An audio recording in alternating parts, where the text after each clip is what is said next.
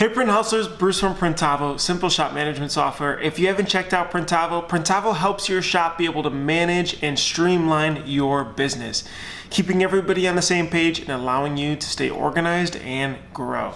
Now today I want to talk about delegation, specifically a topic that's in the Traction book by Gino Wickman called Delegating and Elevating. This is such a crucial important piece as you start to bring on people when you're a small shop and as you begin to grow.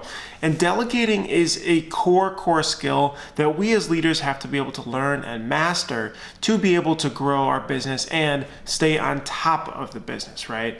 Everybody talks about getting stuck in the business versus on top. And if you're doing a lot of operational things day to day, if you're doing a lot of things that you don't feel like are helping grow the business, if you feel fairly stuck, this is definitely a topic that you want to listen to and help start practicing actively. Now, this isn't an easy thing by any means. And the reason is because we were trained to do everything from the beginning, right? Like literally everything. You were trained to get in there, you're trained to print, you're trained to get the job done, you're trained to get the job out the door, you're trained to do the artwork, the sales, all of that stuff. And that is how you started, and that is how you got traction, and that is how you got to step one. Which is completely awesome, and hats off to you, absolutely, because it's not easy, right? Now, here's the tricky part, because going from step one to step two, which is managing a team and enabling them to be great and be able to execute on your vision, you cannot do the same things that you did to get to step one. It doesn't work. So learning this skill takes time, it's iterative, it requires a lot of focus and a lot of proactive focus though, and not just doing things. That's the biggest thing that I've learned specifically is you cannot just do it and just do it. And just you have to really think about it, train the right people, and get them in place so that they can do it for you and delegate it off. Now, I want to talk about 3 ways to be able to help you do this and execute on it and be able to start to make those changes to make it easier to run your business day to day. Here we go. Number 1. Get a notebook or open your notes app on your phone or your computer and make sure to write down every task that you do every single day. Literally everything that you need to do or that just pops up and that you do, write down all of those things. Because this is the exposure part, right? This is the part that helps show you what exactly am I spending my time doing. Everybody has those days, right? Where you go through and at the end of the day, you're like, what did I literally do today? Did I even do anything to help today, right? And so this be able to help completely make a transparent view of that. If you ever seen that TLC show where they take all the hoarders, right, and they take all the stuff out from their house and put it in their driveway so they can see it all at once, this is that step, and this really helps create a level that you can be able to evaluate what the heck you're spending your time on. Now, once you have this list, and maybe you'll just do it for a week or two, and that's all it truly takes, could even be a couple days, but really start to think through each of those and say, do I really have the time and the capacity to be able to do all 100 of these items?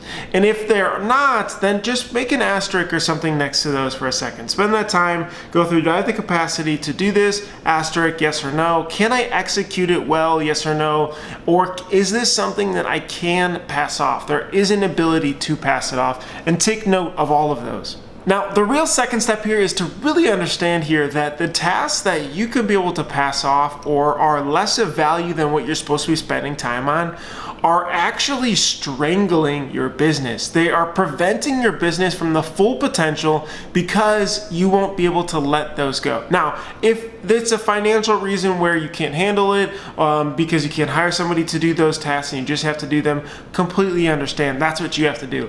But if you do have the team and you do have people that are capable of taking those tasks off, which a lot of times you do, it's just more of a mental blocker of giving it to them, then you are preventing your business from running at its full capacity. That's the real core second step, and being able to fully internalize this step. This takes a while to completely understand, but it's very important. Here's another way of looking at it. Imagine you and yourself are 2 different people, okay? Imagine you hire yourself, your clone, right?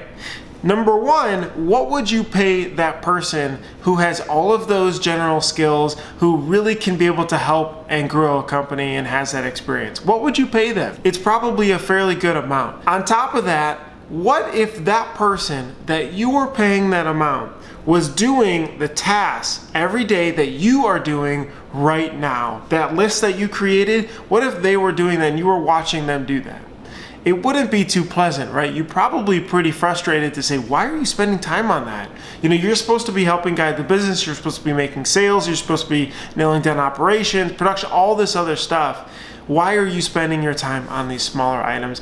That is the full realization that helps be able to start to pull you out of these sort of day-to-day tasks and really help you spend time, but not just spend, but invest time into delegating that off. And when you start to be able to delegate those types of tasks off, you allow the business to elevate. That's why it's called delegate and elevate. The business becomes less strangled and allows it to be able to elevate up, and you allow your people to be able to elevate as well because of the additional responsibility that they have. So that's step number 2. The last step here that I want to talk about is number 3. With that list that you have, you need to create 2 different columns. One is love and / great, and the other one is don't like / not good. Now, you've got this one column, love / great. Those are the things that you love doing, that you're passionate about doing, that when you are doing, time just flies by and you could be in there listening to music and just be jamming out and kill it.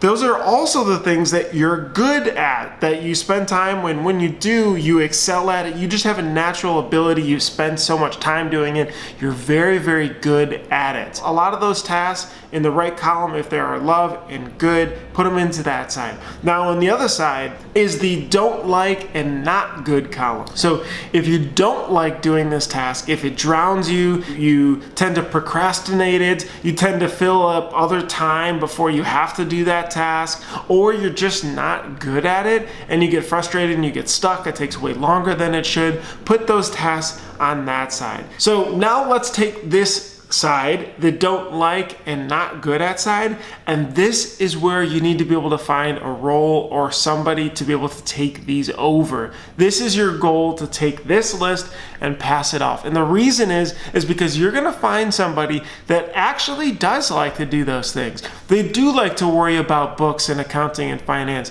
They do like production and the details and dealing with the one-off problems. They do like working with people and dealing with people and helping elevate them too, right? So the things that you don't like or that you get stuck, you can find the right team members. And even if you can't hire them now, you may be able to give people that are already at the company maybe extra hours, for example, or just extra responsibilities that they are willing to take on or that they are willing to grow into.